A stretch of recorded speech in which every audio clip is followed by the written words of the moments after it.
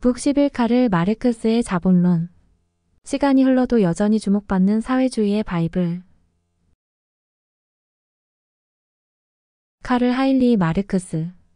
19세기 독일의 철학자이자 경제학자로 우리가 흔히 사회주의 및 공산주의라 부르는 것을 포함해 그만의 독특한 이론 및 사상체계인 마르크스주의를 정립했다.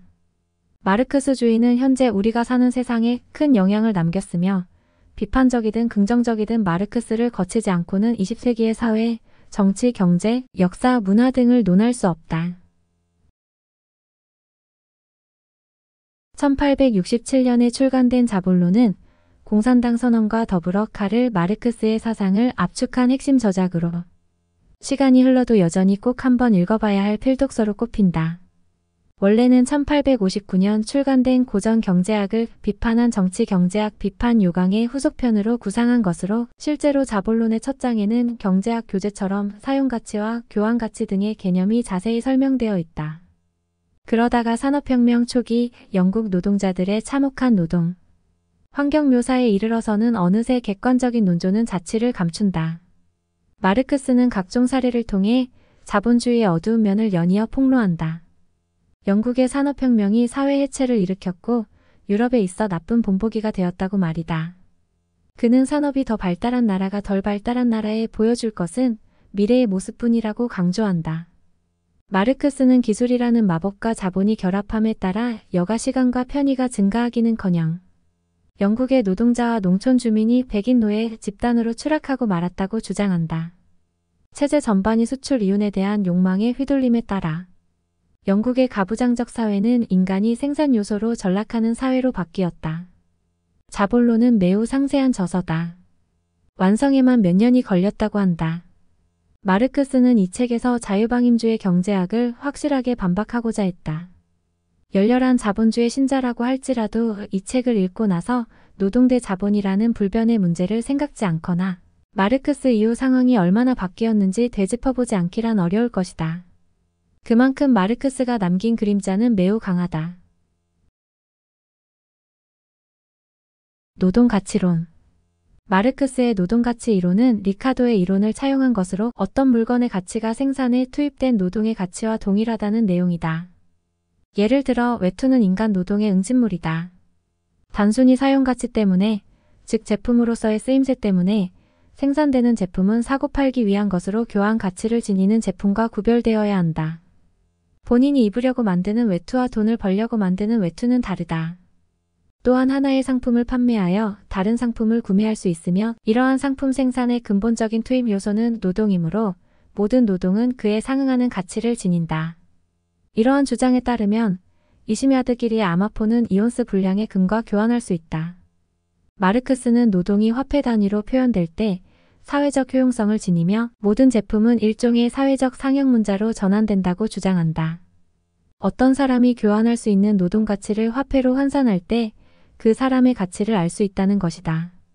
매우 순진한 생각처럼 들리지만 결론적으로 말하면 자급자족하는 농민사회가 노예를 경제활동의 근간으로 삼는 사회로 전환된다는 뜻이다.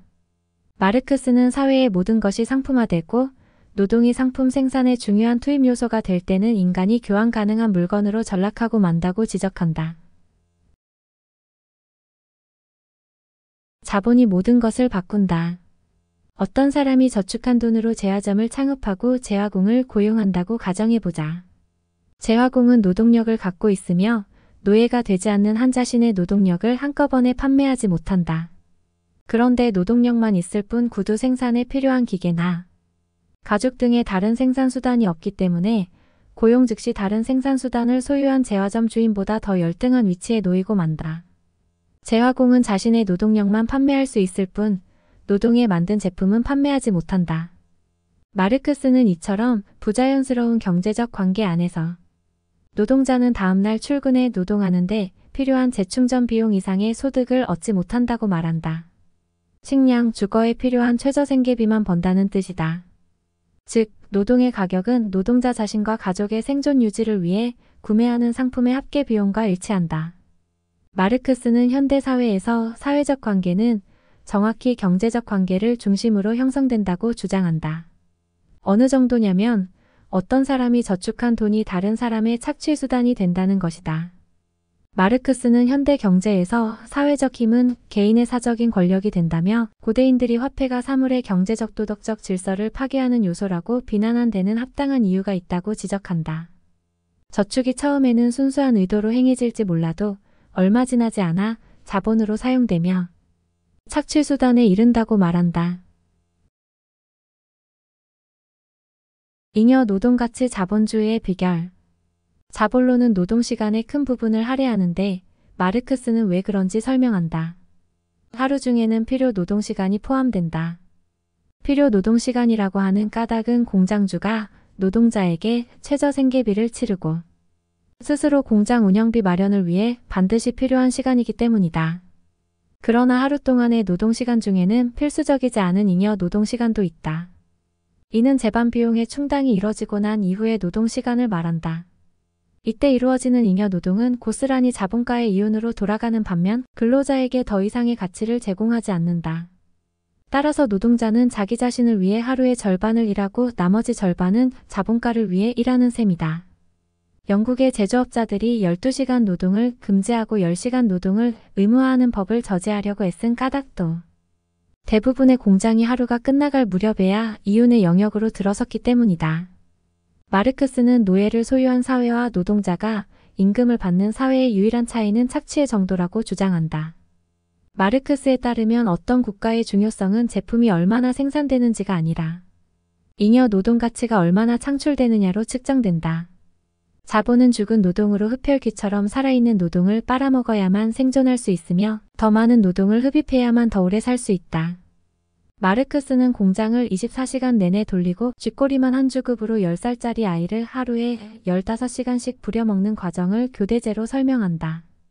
1863년 한 의사가 스태퍼드셔의 도자기 산업을 주제로 쓴 보고서에 따르면 그곳 노동자들은 다양한 폐 질환을 앓고 있었으며 아동과 10대 청소년의 발육이 더딜 뿐만 아니라 조로증에 걸려 있었다고 한다.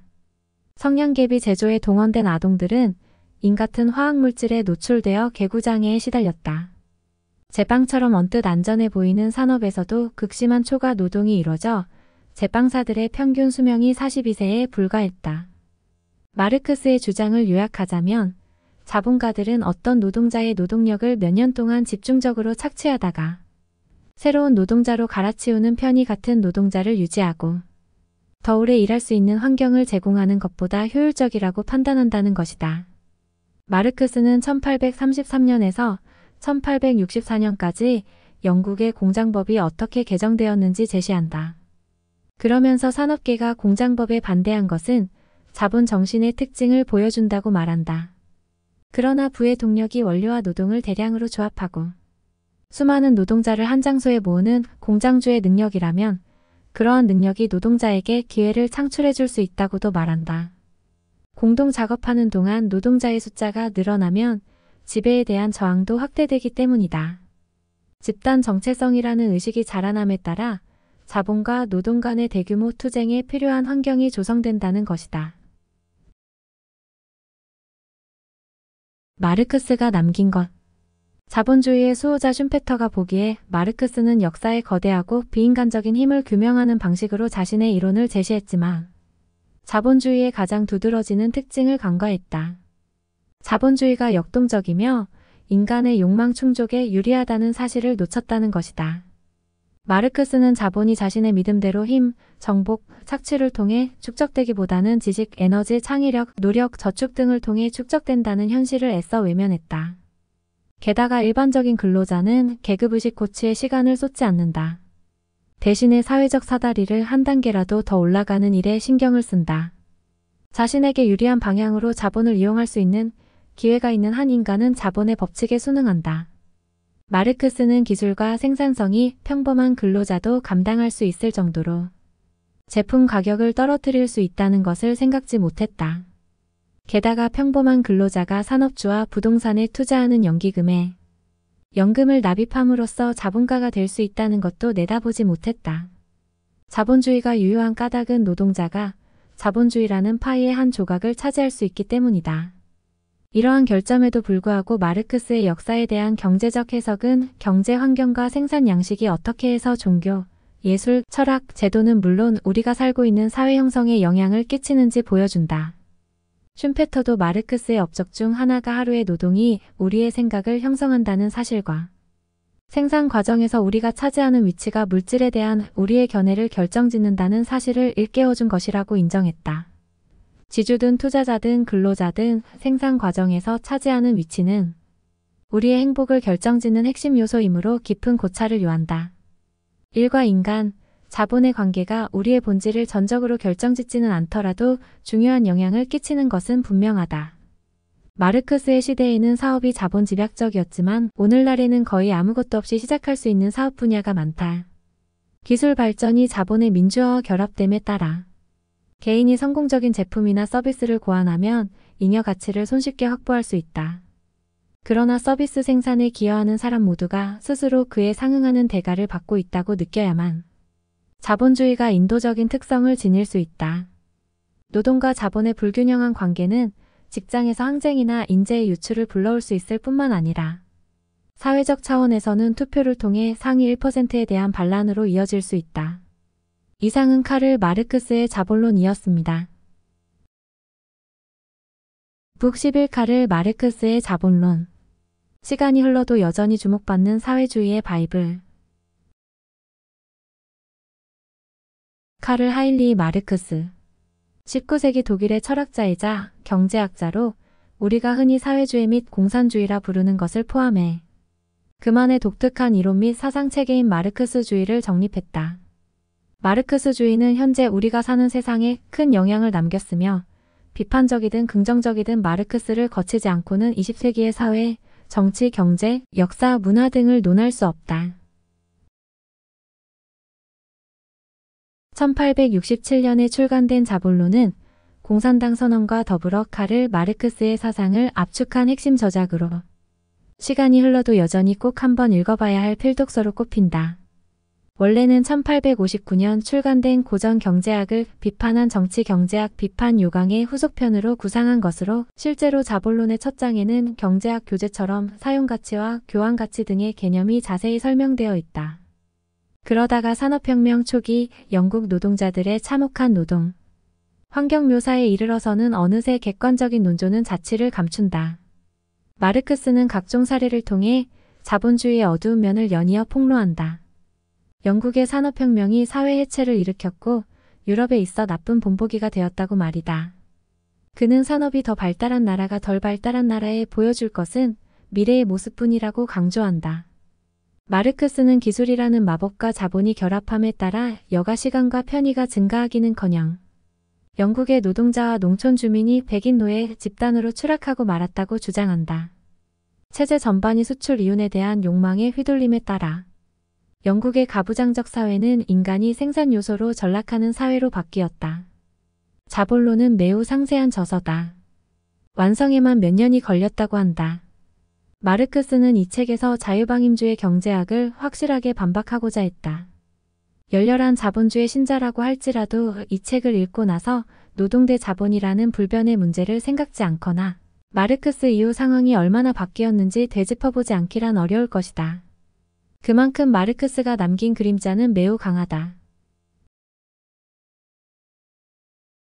노동가치론.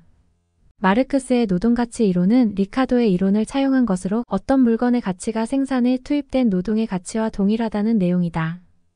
예를 들어 외투는 인간 노동의 응집물이다. 단순히 사용가치 때문에, 즉 제품으로서의 쓰임새 때문에 생산되는 제품은 사고 팔기 위한 것으로 교환 가치를 지니는 제품과 구별되어야 한다. 본인이 입으려고 만드는 외투와 돈을 벌려고 만드는 외투는 다르다. 또한 하나의 상품을 판매하여 다른 상품을 구매할 수 있으며 이러한 상품 생산의 근본적인 투입 요소는 노동이므로 모든 노동은 그에 상응하는 가치를 지닌다. 이러한 주장에 따르면 20야드 길이의 아마포는 이온스 분량의 금과 교환할 수 있다. 마르크스는 노동이 화폐 단위로 표현될 때 사회적 효용성을 지니며 모든 제품은 일종의 사회적 상형 문자로 전환된다고 주장한다. 어떤 사람이 교환할 수 있는 노동 가치를 화폐로 환산할 때 그 사람의 가치를 알 수 있다는 것이다.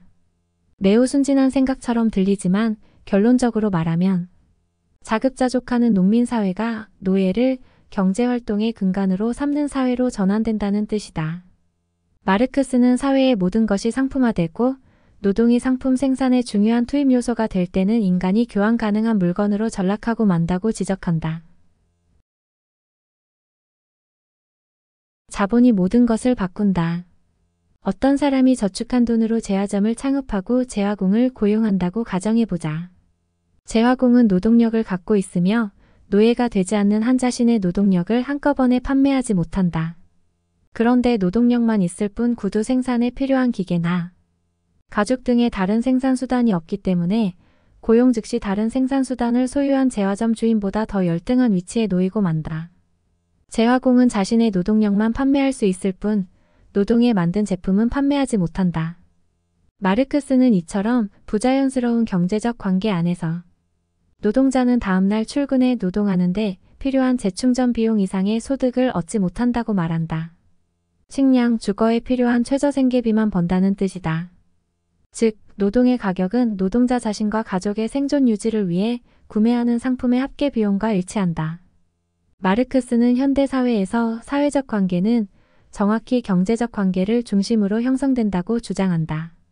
어느 정도냐면 어떤 사람이 저축한 돈이 다른 사람의 착취수단이 된다는 것이다. 마르크스는 현대 경제에서 사회적 힘은 개인의 사적인 권력이 된다며 고대인들이 화폐가 사물의 경제적 도덕적 질서를 파괴하는 요소라고 비난한 데는 합당한 이유가 있다고 지적한다. 저축이 처음에는 순수한 의도로 행해질지 몰라도 얼마 지나지 않아 자본으로 사용되며 착취수단에 이른다고 말한다. 잉여 노동가치 자본주의의 비결. 자본론은 노동시간의 큰 부분을 할애하는데 마르크스는 왜 그런지 설명한다. 하루 중에는 필요 노동시간이 포함된다. 필요 노동시간이라고 하는 까닭은 공장주가 노동자에게 최저생계비를 치르고 스스로 공장 운영비 마련을 위해 반드시 필요한 시간이기 때문이다. 그러나 하루 동안의 노동시간 중에는 필수적이지 않은 잉여 노동시간도 있다. 이는 재반 비용의 충당이 이뤄지고 난 이후의 노동시간을 말한다. 이때 이루어지는 잉여 노동은 고스란히 자본가의 이윤으로 돌아가는 반면 근로자에게 더 이상의 가치를 제공하지 않는다. 따라서 노동자는 자기 자신을 위해 하루의 절반을 일하고 나머지 절반은 자본가를 위해 일하는 셈이다. 영국의 제조업자들이 12시간 노동을 금지하고 10시간 노동을 의무화하는 법을 저지하려고 애쓴 까닭도 대부분의 공장이 하루가 끝나갈 무렵에야 이윤의 영역으로 들어섰기 때문이다. 마르크스는 노예를 소유한 사회와 노동자가 임금을 받는 사회의 유일한 차이는 착취의 정도라고 주장한다. 마르크스에 따르면 어떤 국가의 중요성은 제품이 얼마나 생산되는지가 아니라 잉여 노동 가치가 얼마나 창출되느냐로 측정된다. 자본은 죽은 노동으로 흡혈귀처럼 살아있는 노동을 빨아먹어야만 생존할 수 있으며 더 많은 노동을 흡입해야만 더 오래 살 수 있다.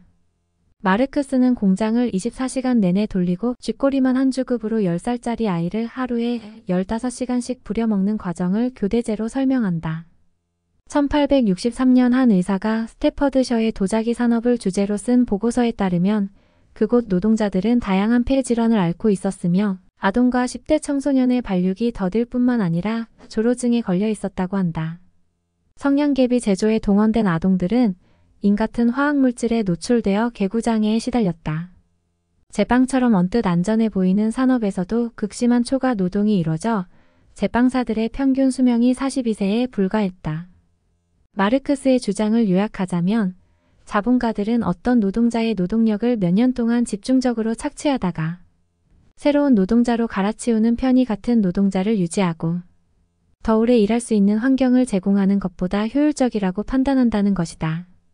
마르크스는 1833년에서 1864년까지 영국의 공장법이 어떻게 개정되었는지 제시한다. 그러면서 산업계가 공장법에 반대한 것은 자본 정신의 특징을 보여준다고 말한다. 그러나 부의 동력이 원료와 노동을 대량으로 조합하고 수많은 노동자를 한 장소에 모으는 공장주의 능력이라면 그러한 능력이 노동자에게 기회를 창출해 줄 수 있다고도 말한다. 공동 작업하는 동안 노동자의 숫자가 늘어나면 지배에 대한 저항도 확대되기 때문이다. 집단 정체성이라는 의식이 자라남에 따라 자본과 노동 간의 대규모 투쟁에 필요한 환경이 조성된다는 것이다. 마르크스가 남긴 것. 자본주의의 수호자 슌페터가 보기에 마르크스는 역사의 거대하고 비인간적인 힘을 규명하는 방식으로 자신의 이론을 제시했지만 자본주의의 가장 두드러지는 특징을 간과했다. 자본주의가 역동적이며 인간의 욕망 충족에 유리하다는 사실을 놓쳤다는 것이다.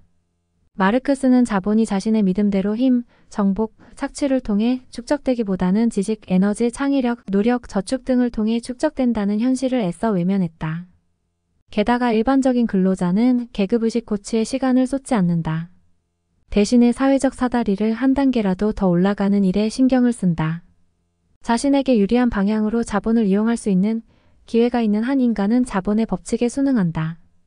마르크스는 기술과 생산성이 평범한 근로자도 감당할 수 있을 정도로 제품 가격을 떨어뜨릴 수 있다는 것을 생각지 못했다. 게다가 평범한 근로자가 산업주와 부동산에 투자하는 연기금에 연금을 납입함으로써 자본가가 될 수 있다는 것도 내다보지 못했다. 자본주의가 유효한 까닭은 노동자가 자본주의라는 파이의 한 조각을 차지할 수 있기 때문이다. 이러한 결점에도 불구하고 마르크스의 역사에 대한 경제적 해석은 경제 환경과 생산 양식이 어떻게 해서 종교, 예술, 철학, 제도는 물론 우리가 살고 있는 사회 형성에 영향을 끼치는지 보여준다. 슌페터도 마르크스의 업적 중 하나가 하루의 노동이 우리의 생각을 형성한다는 사실과 생산 과정에서 우리가 차지하는 위치가 물질에 대한 우리의 견해를 결정짓는다는 사실을 일깨워준 것이라고 인정했다. 지주든 투자자든 근로자든 생산 과정에서 차지하는 위치는 우리의 행복을 결정짓는 핵심 요소이므로 깊은 고찰을 요한다. 일과 인간, 자본의 관계가 우리의 본질을 전적으로 결정짓지는 않더라도 중요한 영향을 끼치는 것은 분명하다. 마르크스의 시대에는 사업이 자본 집약적이었지만 오늘날에는 거의 아무것도 없이 시작할 수 있는 사업 분야가 많다. 기술 발전이 자본의 민주화와 결합됨에 따라 개인이 성공적인 제품이나 서비스를 고안하면 잉여 가치를 손쉽게 확보할 수 있다. 그러나 서비스 생산에 기여하는 사람 모두가 스스로 그에 상응하는 대가를 받고 있다고 느껴야만 자본주의가 인도적인 특성을 지닐 수 있다. 노동과 자본의 불균형한 관계는 직장에서 항쟁이나 인재의 유출을 불러올 수 있을 뿐만 아니라 사회적 차원에서는 투표를 통해 상위 1%에 대한 반란으로 이어질 수 있다. 이상은 카를 마르크스의 자본론이었습니다. 북 11 카를 마르크스의 자본론. 시간이 흘러도 여전히 주목받는 사회주의의 바이블. 카를 하인리 마르크스. 19세기 독일의 철학자이자 경제학자로 우리가 흔히 사회주의 및 공산주의라 부르는 것을 포함해 그만의 독특한 이론 및 사상체계인 마르크스주의를 정립했다. 마르크스주의는 현재 우리가 사는 세상에 큰 영향을 남겼으며 비판적이든 긍정적이든 마르크스를 거치지 않고는 20세기의 사회, 정치, 경제, 역사, 문화 등을 논할 수 없다.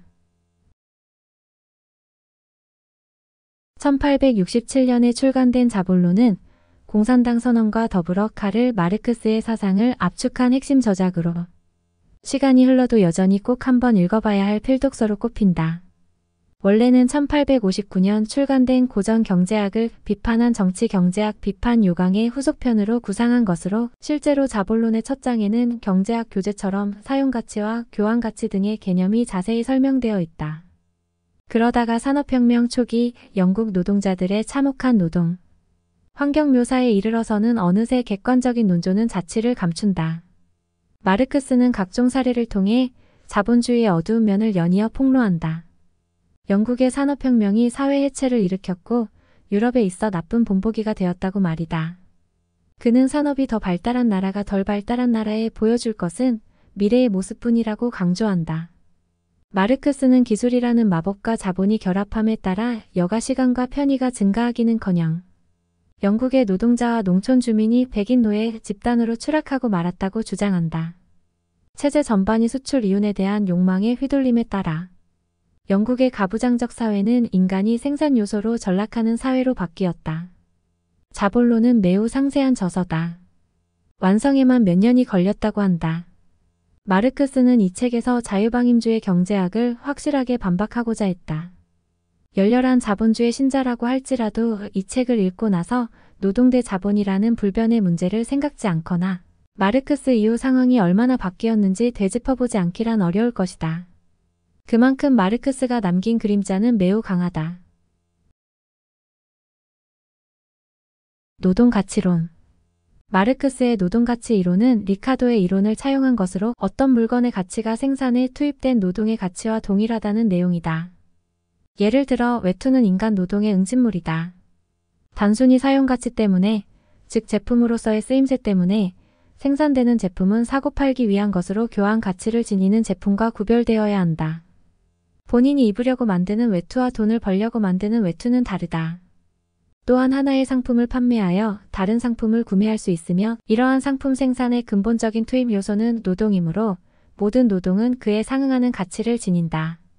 이러한 주장에 따르면 20야드 길이의 아마포는 이온스 분량의 금과 교환할 수 있다. 마르크스는 노동이 화폐 단위로 표현될 때 사회적 효용성을 지니며 모든 제품은 일종의 사회적 상형 문자로 전환된다고 주장한다. 어떤 사람이 교환할 수 있는 노동 가치를 화폐로 환산할 때 그 사람의 가치를 알 수 있다는 것이다. 매우 순진한 생각처럼 들리지만 결론적으로 말하면 자급자족하는 농민 사회가 노예를 경제활동의 근간으로 삼는 사회로 전환된다는 뜻이다. 마르크스는 사회의 모든 것이 상품화되고 노동이 상품 생산의 중요한 투입 요소가 될 때는 인간이 교환 가능한 물건으로 전락하고 만다고 지적한다. 자본이 모든 것을 바꾼다. 어떤 사람이 저축한 돈으로 제화점을 창업하고 제화공을 고용한다고 가정해보자. 제화공은 노동력을 갖고 있으며 노예가 되지 않는 한 자신의 노동력을 한꺼번에 판매하지 못한다. 그런데 노동력만 있을 뿐 구두 생산에 필요한 기계나 가죽 등의 다른 생산수단이 없기 때문에 고용 즉시 다른 생산수단을 소유한 제화점 주인보다 더 열등한 위치에 놓이고 만다. 제화공은 자신의 노동력만 판매할 수 있을 뿐 노동에 만든 제품은 판매하지 못한다. 마르크스는 이처럼 부자연스러운 경제적 관계 안에서 노동자는 다음날 출근해 노동하는데 필요한 재충전 비용 이상의 소득을 얻지 못한다고 말한다. 식량, 주거에 필요한 최저생계비만 번다는 뜻이다. 즉, 노동의 가격은 노동자 자신과 가족의 생존 유지를 위해 구매하는 상품의 합계 비용과 일치한다. 마르크스는 현대 사회에서 사회적 관계는 정확히 경제적 관계를 중심으로 형성된다고 주장한다. 어느 정도냐면 어떤 사람이 저축한 돈이 다른 사람의 착취 수단이 된다는 것이다. 마르크스는 현대 경제에서 사회적 힘은 개인의 사적인 권력이 된다며 고대인들이 화폐가 사물의 경제적 도덕적 질서를 파괴하는 요소라고 비난한 데는 합당한 이유가 있다고 지적한다. 저축이 처음에는 순수한 의도로 행해질지 몰라도 얼마 지나지 않아 자본으로 사용되며 착취 수단에 이른다고 말한다. 잉여 노동가치 자본주의의 비결. 자본론은 노동시간의 큰 부분을 할애하는데 마르크스는 왜 그런지 설명한다. 하루 중에는 필요 노동시간이 포함된다. 필요 노동시간이라고 하는 까닭은 공장주가 노동자에게 최저생계비를 치르고 스스로 공장 운영비 마련을 위해 반드시 필요한 시간이기 때문이다. 그러나 하루 동안의 노동시간 중에는 필수적이지 않은 잉여 노동시간도 있다. 이는 재반 비용의 충당이 이뤄지고 난 이후의 노동시간을 말한다. 이때 이루어지는 잉여 노동은 고스란히 자본가의 이윤으로 돌아가는 반면 근로자에게 더 이상의 가치를 제공하지 않는다. 따라서 노동자는 자기 자신을 위해 하루의 절반을 일하고 나머지 절반은 자본가를 위해 일하는 셈이다. 영국의 제조업자들이 12시간 노동을 금지하고 10시간 노동을 의무화하는 법을 저지하려고 애쓴 까닭도 대부분의 공장이 하루가 끝나갈 무렵에야 이윤의 영역으로 들어섰기 때문이다.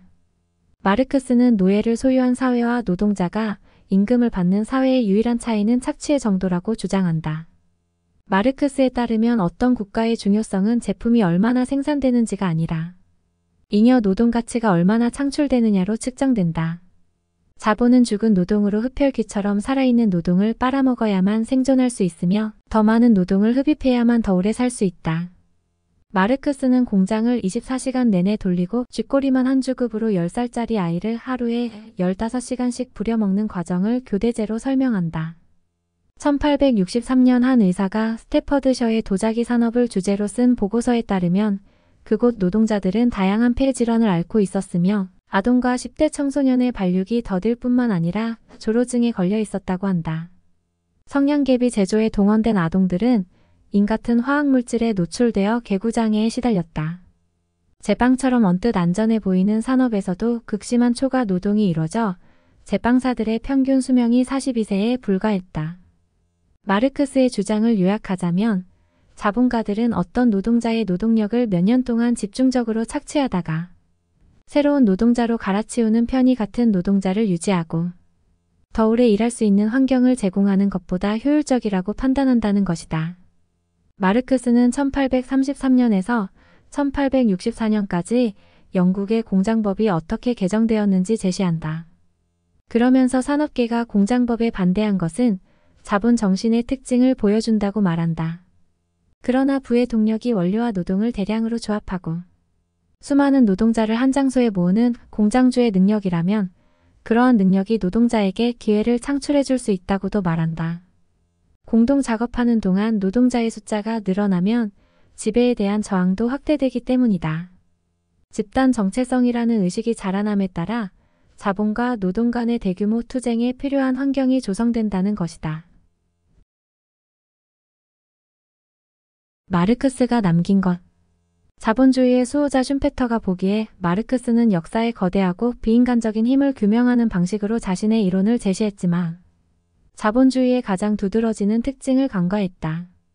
자본주의가 역동적이며 인간의 욕망 충족에 유리하다는 사실을 놓쳤다는 것이다. 마르크스는 자본이 자신의 믿음대로 힘, 정복, 착취를 통해 축적되기보다는 지식, 에너지, 창의력, 노력, 저축 등을 통해 축적된다는 현실을 애써 외면했다. 게다가 일반적인 근로자는 계급의식 고취에 시간을 쏟지 않는다. 대신에 사회적 사다리를 한 단계라도 더 올라가는 일에 신경을 쓴다. 자신에게 유리한 방향으로 자본을 이용할 수 있는 기회가 있는 한 인간은 자본의 법칙에 순응한다. 마르크스는 기술과 생산성이 평범한 근로자도 감당할 수 있을 정도로 제품 가격을 떨어뜨릴 수 있다는 것을 생각지 못했다. 게다가 평범한 근로자가 산업주와 부동산에 투자하는 연기금에 연금을 납입함으로써 자본가가 될 수 있다는 것도 내다보지 못했다. 자본주의가 유효한 까닭은 노동자가 자본주의라는 파이의 한 조각을 차지할 수 있기 때문이다. 이러한 결점에도 불구하고 마르크스의 역사에 대한 경제적 해석은 경제 환경과 생산 양식이 어떻게 해서 종교, 예술, 철학, 제도는 물론 우리가 살고 있는 사회 형성에 영향을 끼치는지 보여준다. 슌페터도 마르크스의 업적 중 하나가 하루의 노동이 우리의 생각을 형성한다는 사실과 생산 과정에서 우리가 차지하는 위치가 물질에 대한 우리의 견해를 결정짓는다는 사실을 일깨워준 것이라고 인정했다. 지주든 투자자든 근로자든 생산 과정에서 차지하는 위치는 우리의 행복을 결정짓는 핵심 요소이므로 깊은 고찰을 요한다. 일과 인간, 자본의 관계가 우리의 본질을 전적으로 결정짓지는 않더라도 중요한 영향을 끼치는 것은 분명하다. 마르크스의 시대에는 사업이 자본 집약적이었지만 오늘날에는 거의 아무것도 없이 시작할 수 있는 사업 분야가 많다. 기술 발전이 자본의 민주화와 결합됨에 따라 개인이 성공적인 제품이나 서비스를 고안하면 잉여 가치를 손쉽게 확보할 수 있다. 그러나 서비스 생산에 기여하는 사람 모두가 스스로 그에 상응하는 대가를 받고 있다고 느껴야만 자본주의가 인도적인 특성을 지닐 수 있다.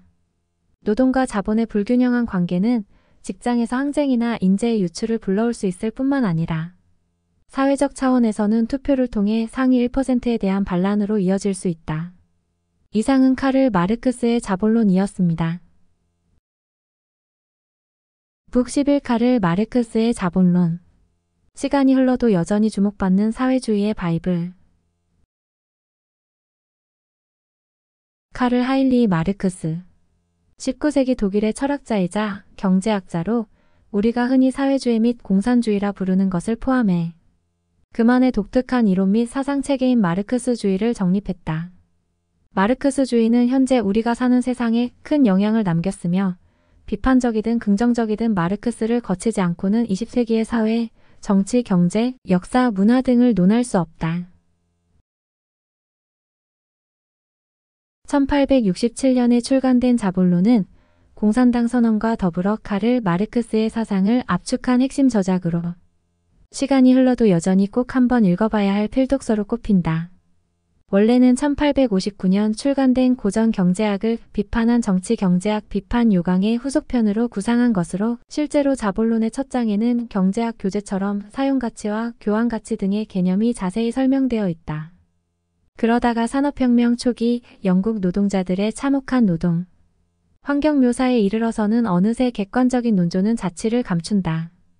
마르크스는 각종 사례를 통해 자본주의의 어두운 면을 연이어 폭로한다.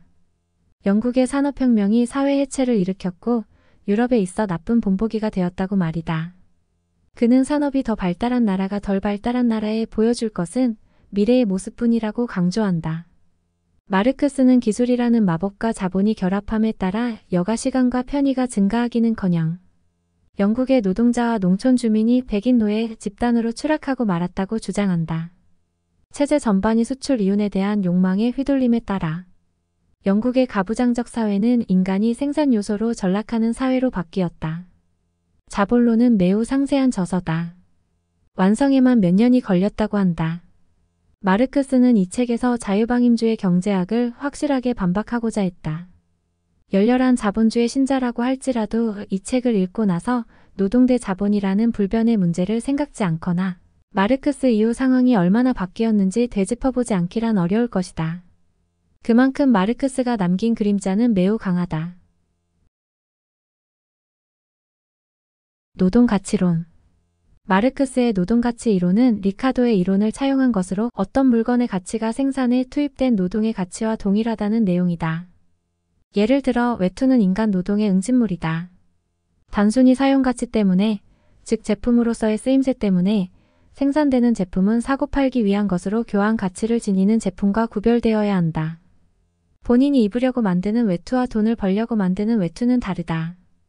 또한 하나의 상품을 판매하여 다른 상품을 구매할 수 있으며 이러한 상품 생산의 근본적인 투입 요소는 노동이므로 모든 노동은 그에 상응하는 가치를 지닌다. 이러한 주장에 따르면 20야드 길이의 아마포는 이온스 분량의 금과 교환할 수 있다. 마르크스는 노동이 화폐 단위로 표현될 때 사회적 효용성을 지니며 모든 제품은 일종의 사회적 상형 문자로 전환된다고 주장한다. 어떤 사람이 교환할 수 있는 노동 가치를 화폐로 환산할 때 그 사람의 가치를 알 수 있다는 것이다. 매우 순진한 생각처럼 들리지만 결론적으로 말하면 자급자족하는 농민 사회가 노예를 경제활동의 근간으로 삼는 사회로 전환된다는 뜻이다. 마르크스는 사회의 모든 것이 상품화되고 노동이 상품 생산의 중요한 투입 요소가 될 때는 인간이 교환 가능한 물건으로 전락하고 만다고 지적한다. 자본이 모든 것을 바꾼다. 어떤 사람이 저축한 돈으로 제화점을 창업하고 제화공을 고용한다고 가정해보자. 제화공은 노동력을 갖고 있으며 노예가 되지 않는 한 자신의 노동력을 한꺼번에 판매하지 못한다. 그런데 노동력만 있을 뿐 구두 생산에 필요한 기계나 가죽 등의 다른 생산수단이 없기 때문에 고용 즉시 다른 생산수단을 소유한 제화점 주인보다 더 열등한 위치에 놓이고 만다. 제화공은 자신의 노동력만 판매할 수 있을 뿐 노동에 만든 제품은 판매하지 못한다. 마르크스는 이처럼 부자연스러운 경제적 관계 안에서 노동자는 다음날 출근해 노동하는데 필요한 재충전 비용 이상의 소득을 얻지 못한다고 말한다. 식량, 주거에 필요한 최저 생계비만 번다는 뜻이다. 즉, 노동의 가격은 노동자 자신과 가족의 생존 유지를 위해 구매하는 상품의 합계 비용과 일치한다. 마르크스는 현대 사회에서 사회적 관계는 정확히 경제적 관계를 중심으로 형성된다고 주장한다. 어느 정도냐면 어떤 사람이 저축한 돈이 다른 사람의 착취 수단이 된다는 것이다. 마르크스는 현대 경제에서 사회적 힘은 개인의 사적인 권력이 된다며 고대인들이 화폐가 사물의 경제적 도덕적 질서를 파괴하는 요소라고 비난한 데는 합당한 이유가 있다고 지적한다. 저축이 처음에는 순수한 의도로 행해질지 몰라도 얼마 지나지 않아 자본으로 사용되며 착취 수단에 이른다고 말한다. 잉여 노동가치 자본주의의 비결. 자본론은 노동시간의 큰 부분을 할애하는데 마르크스는 왜 그런지 설명한다. 하루 중에는 필요 노동시간이 포함된다. 필요 노동시간이라고 하는 까닭은 공장주가 노동자에게 최저 생계비를 치르고 스스로 공장 운영비 마련을 위해 반드시 필요한 시간이기 때문이다. 그러나 하루 동안의 노동시간 중에는 필수적이지 않은 잉여 노동시간도 있다. 이는 재반 비용의 충당이 이뤄지고 난 이후의 노동시간을 말한다. 이때 이루어지는 잉여 노동은 고스란히 자본가의 이윤으로 돌아가는 반면 근로자에게 더 이상의 가치를 제공하지 않는다. 따라서 노동자는 자기 자신을 위해 하루의 절반을 일하고 나머지 절반은 자본가를 위해 일하는 셈이다. 영국의 제조업자들이 12시간 노동을 금지하고 10시간 노동을 의무화하는 법을 저지하려고 애쓴 까닭도 대부분의 공장이 하루가 끝나갈 무렵에야 이윤의 영역으로 들어섰기 때문이다. 마르크스는 노예를 소유한 사회와 노동자가 임금을 받는 사회의 유일한 차이는 착취의 정도라고 주장한다. 마르크스에 따르면 어떤 국가의 중요성은 제품이 얼마나 생산되는지가 아니라 잉여 노동 가치가 얼마나 창출되느냐로 측정된다. 자본은 죽은 노동으로 흡혈귀처럼 살아있는 노동을 빨아먹어야만 생존할 수 있으며 더 많은 노동을 흡입해야만 더 오래 살 수 있다. 마르크스는 공장을 24시간 내내 돌리고 쥐꼬리만 한 주급으로 10살짜리 아이를 하루에 15시간씩 부려먹는 과정을 교대제로 설명한다. 1863년 한 의사가 스태퍼드셔의 도자기 산업을 주제로 쓴 보고서에 따르면 그곳 노동자들은 다양한 폐 질환을 앓고 있었으며 아동과 10대 청소년의 발육이 더딜 뿐만 아니라 조로증에 걸려 있었다고 한다. 성냥개비 제조에 동원된 아동들은 인 같은 화학물질에 노출되어 개구장애에 시달렸다. 제빵처럼 언뜻 안전해 보이는 산업에서도 극심한 초과 노동이 이뤄져 제빵사들의 평균 수명이 42세에 불과했다. 마르크스의 주장을 요약하자면 자본가들은 어떤 노동자의 노동력을 몇 년 동안 집중적으로 착취하다가 새로운 노동자로 갈아치우는 편의 같은 노동자를 유지하고 더 오래 일할 수 있는 환경을 제공하는 것보다 효율적이라고 판단한다는 것이다. 마르크스는 1833년에서 1864년까지 영국의 공장법이 어떻게 개정되었는지 제시한다. 그러면서 산업계가 공장법에 반대한 것은 자본 정신의 특징을 보여준다고 말한다. 그러나 부의 동력이 원료와 노동을 대량으로 조합하고 수많은 노동자를 한 장소에 모으는 공장주의 능력이라면 그러한 능력이 노동자에게 기회를 창출해 줄 수 있다고도 말한다. 공동 작업하는 동안 노동자의 숫자가 늘어나면 지배에 대한 저항도 확대되기 때문이다. 집단 정체성이라는 의식이 자라남에 따라 자본과 노동 간의 대규모 투쟁에 필요한 환경이 조성된다는 것이다. 마르크스가 남긴 것. 자본주의의 수호자 슌페터가 보기에 마르크스는 역사의 거대하고 비인간적인 힘을 규명하는 방식으로 자신의 이론을 제시했지만 자본주의의 가장 두드러지는 특징을 간과했다. 자본주의가 역동적이며 인간의 욕망 충족에 유리하다는 사실을 놓쳤다는 것이다. 마르크스는 자본이 자신의 믿음대로 힘, 정복, 착취를 통해 축적되기보다는 지식, 에너지, 창의력, 노력, 저축 등을 통해 축적된다는 현실을 애써 외면했다. 게다가 일반적인 근로자는 계급의식 고취에 시간을 쏟지 않는다.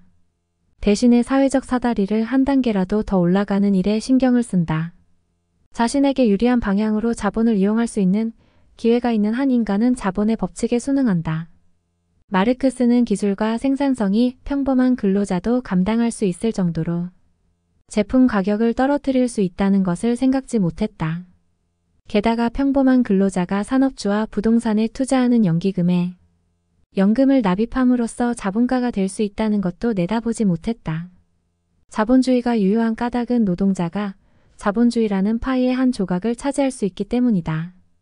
이러한 결점에도 불구하고 마르크스의 역사에 대한 경제적 해석은 경제 환경과 생산 양식이 어떻게 해서 종교, 예술, 철학, 제도는 물론 우리가 살고 있는 사회 형성에 영향을 끼치는지 보여준다.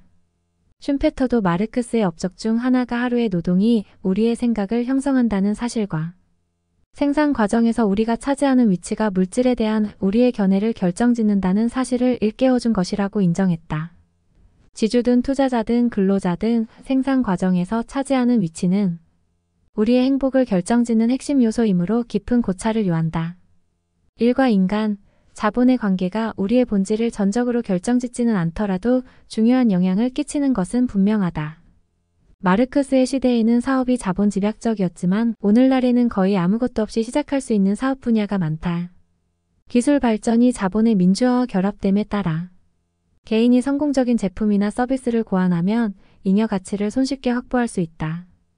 그러나 서비스 생산에 기여하는 사람 모두가 스스로 그에 상응하는 대가를 받고 있다고 느껴야만 자본주의가 인도적인 특성을 지닐 수 있다.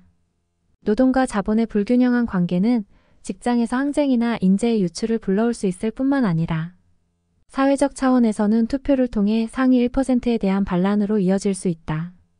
이상은 카를 마르크스의 자본론이었습니다. 북 11 카를 마르크스의 자본론. 시간이 흘러도 여전히 주목받는 사회주의의 바이블. 카를 하인리 마르크스. 19세기 독일의 철학자이자 경제학자로 우리가 흔히 사회주의 및 공산주의라 부르는 것을 포함해 그만의 독특한 이론 및 사상체계인 마르크스주의를 정립했다.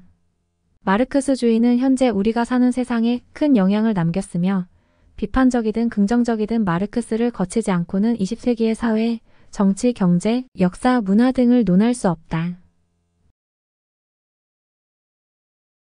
1867년에 출간된 자본론은 공산당 선언과 더불어 카를 마르크스의 사상을 압축한 핵심 저작으로 시간이 흘러도 여전히 꼭 한번 읽어봐야 할 필독서로 꼽힌다. 원래는 1859년 출간된 고전 경제학을 비판한 정치 경제학 비판 요강의 후속편으로 구상한 것으로 실제로 자본론의 첫 장에는 경제학 교재처럼 사용가치와 교환가치 등의 개념이 자세히 설명되어 있다. 그러다가 산업혁명 초기 영국 노동자들의 참혹한 노동, 환경 묘사에 이르러서는 어느새 객관적인 논조는 자취를 감춘다.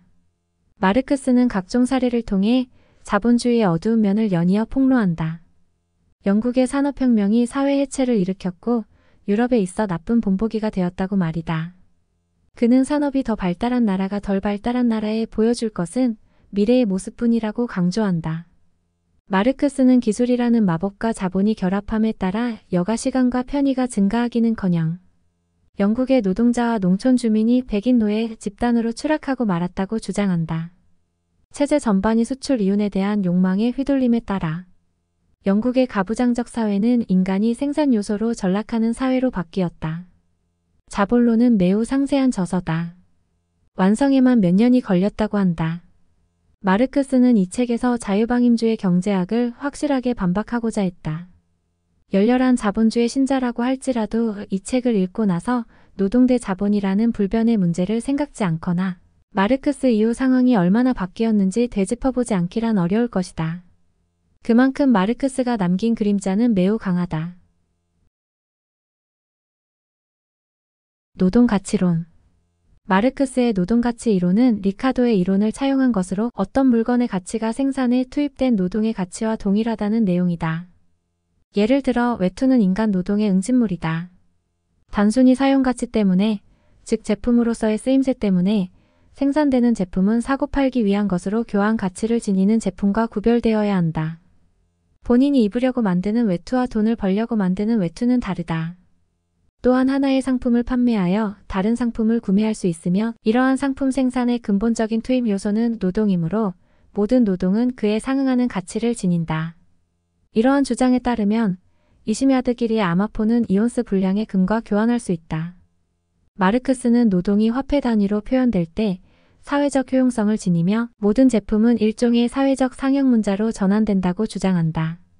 어떤 사람이 교환할 수 있는 노동 가치를 화폐로 환산할 때 그 사람의 가치를 알 수 있다는 것이다. 매우 순진한 생각처럼 들리지만 결론적으로 말하면 자급자족하는 농민 사회가 노예를 경제활동의 근간으로 삼는 사회로 전환된다는 뜻이다. 마르크스는 사회의 모든 것이 상품화되고 노동이 상품 생산의 중요한 투입 요소가 될 때는 인간이 교환 가능한 물건으로 전락하고 만다고 지적한다. 자본이 모든 것을 바꾼다. 어떤 사람이 저축한 돈으로 제화점을 창업하고 제화공을 고용한다고 가정해보자. 제화공은 노동력을 갖고 있으며 노예가 되지 않는 한 자신의 노동력을 한꺼번에 판매하지 못한다. 그런데 노동력만 있을 뿐 구두 생산에 필요한 기계나 가죽 등의 다른 생산 수단이 없기 때문에 고용 즉시 다른 생산수단을 소유한 재화점 주인보다 더 열등한 위치에 놓이고 만다. 재화공은 자신의 노동력만 판매할 수 있을 뿐 노동에 만든 제품은 판매하지 못한다. 마르크스는 이처럼 부자연스러운 경제적 관계 안에서 노동자는 다음날 출근해 노동하는데 필요한 재충전 비용 이상의 소득을 얻지 못한다고 말한다. 식량, 주거에 필요한 최저 생계비만 번다는 뜻이다. 즉, 노동의 가격은 노동자 자신과 가족의 생존 유지를 위해 구매하는 상품의 합계 비용과 일치한다.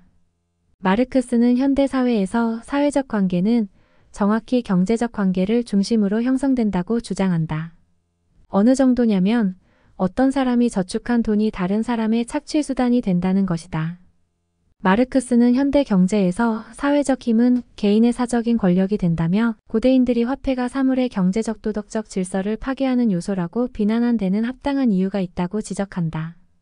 저축이 처음에는 순수한 의도로 행해질지 몰라도 얼마 지나지 않아 자본으로 사용되며 착취 수단에 이른다고 말한다. 잉여 노동가치 자본주의의 비결. 자본론은 노동시간의 큰 부분을 할애하는데 마르크스는 왜 그런지 설명한다.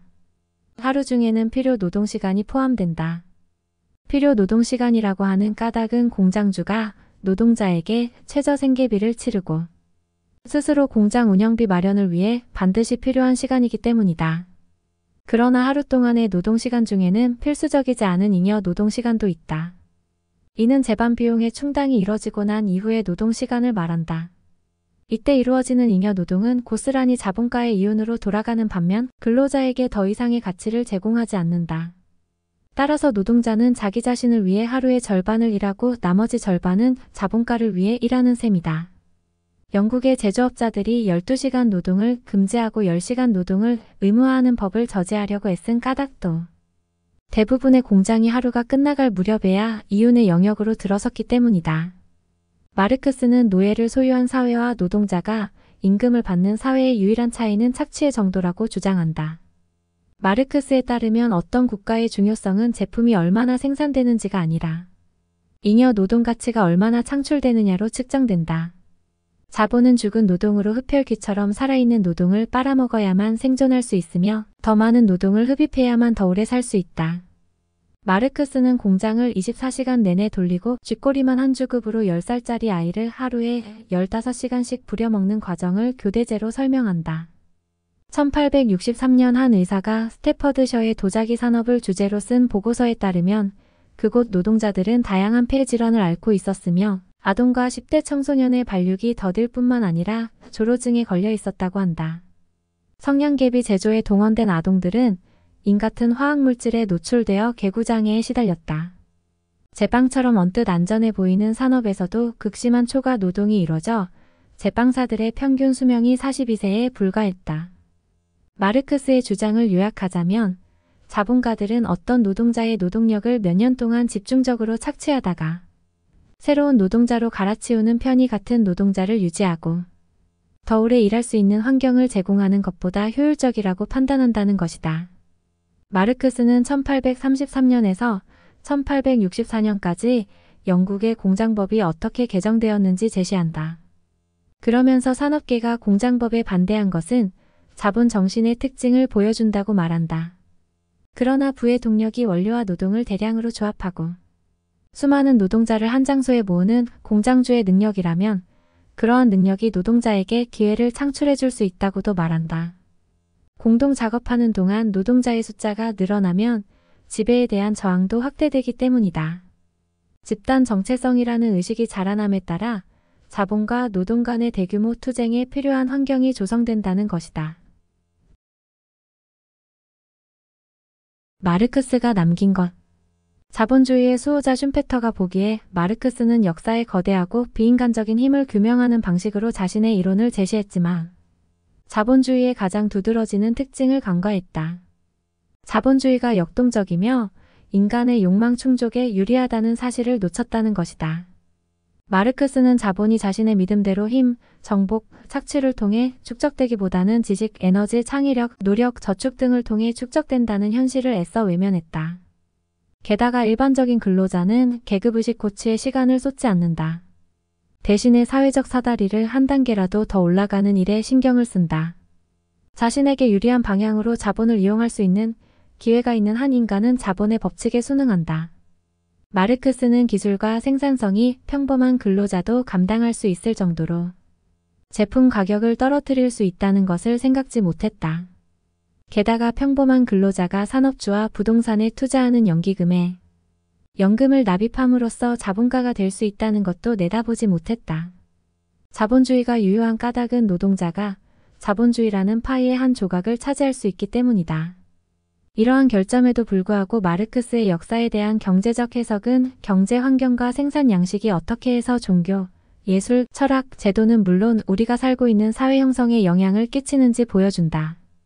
슌페터도 마르크스의 업적 중 하나가 하루의 노동이 우리의 생각을 형성한다는 사실과 생산 과정에서 우리가 차지하는 위치가 물질에 대한 우리의 견해를 결정짓는다는 사실을 일깨워준 것이라고 인정했다. 지주든 투자자든 근로자든 생산 과정에서 차지하는 위치는 우리의 행복을 결정짓는 핵심 요소이므로 깊은 고찰을 요한다. 일과 인간, 자본의 관계가 우리의 본질을 전적으로 결정짓지는 않더라도 중요한 영향을 끼치는 것은 분명하다. 마르크스의 시대에는 사업이 자본 집약적이었지만 오늘날에는 거의 아무것도 없이 시작할 수 있는 사업 분야가 많다. 기술 발전이 자본의 민주화와 결합됨에 따라 개인이 성공적인 제품이나 서비스를 고안하면 잉여 가치를 손쉽게 확보할 수 있다.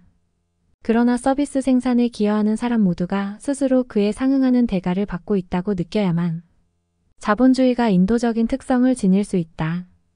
노동과 자본의 불균형한 관계는 직장에서 항쟁이나 인재의 유출을 불러올 수 있을 뿐만 아니라 사회적 차원에서는 투표를 통해 상위 1%에 대한 반란으로 이어질 수 있다. 이상은 카를 마르크스의 자본론이었습니다.